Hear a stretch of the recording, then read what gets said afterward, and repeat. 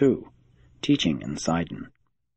In entering Sidon, Jesus and his associates passed over a bridge, the first one many of them had ever seen. As they walked over this bridge, Jesus, among other things, said, "This world is only a bridge. You may pass over it, but you should not think to build a dwelling place upon it." As the 24 began their labors in Sidon, Jesus went to stay in a home just north of the city, the house of Justa and her mother Bernice.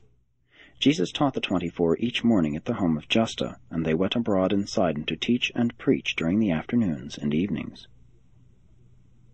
The apostles and the evangelists were greatly cheered by the manner in which the Gentiles of Sidon received their message.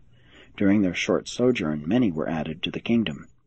This period of about 6 weeks in Phoenicia was a very fruitful time in the work of winning souls, but the later Jewish writers of the Gospels were wont lightly to pass over the record of this warm reception of Jesus' teachings by these Gentiles at this very time, when such a large number of his own people were in hostile array against him. In many ways, these Gentile believers appreciated Jesus' teachings more fully than the Jews. Many of these Greek-speaking Syrophoenicians came to know not only that Jesus was like God, but also that God was like Jesus. These so-called heathen achieved a good understanding of the Master's teachings about the uniformity of the laws of this world and the entire universe. They grasped the teaching that God is no respecter of persons, races, or nations, that there is no favoritism with the universal Father, that the universe is wholly and ever law-abiding and unfailingly dependable. These Gentiles were not afraid of Jesus. They dared to accept his message. All down through the ages, men have not been unable to comprehend Jesus. They have been afraid to. Jesus made it clear to the 24 that he had not fled from Galilee because he lacked courage to confront his enemies. They comprehended that he was not yet ready for an open clash with established religion, and that he did not seek to become a martyr. It was during one of these conferences at the home of Justa that the Master first told his disciples that, even though heaven and earth shall pass away, my words of truth shall not. The theme of Jesus' instructions during the sojourn at Sidon was spiritual progression.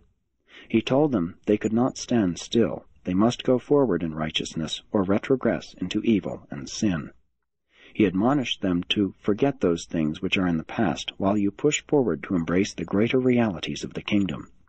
He besought them not to be content with their childhood in the gospel, but to strive for the attainment of the full stature of divine sonship in the communion of the Spirit and in the fellowship of believers. Said Jesus, "My disciples must not only cease to do evil, but learn to do well. You must not only be cleansed from all conscious sin, but you must refuse to harbor even the feelings of guilt. If you confess your sins, they are forgiven. Therefore must you maintain a conscience void of offense." Jesus greatly enjoyed the keen sense of humor which these Gentiles exhibited.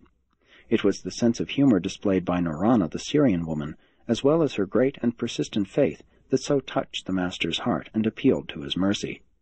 Jesus greatly regretted that his people, the Jews, were so lacking in humor. He once said to Thomas, "My people take themselves too seriously. They are just about devoid of an appreciation of humor." The burdensome religion of the Pharisees could never have had origin among a people with a sense of humor. They also lack consistency. They strain at gnats and swallow camels.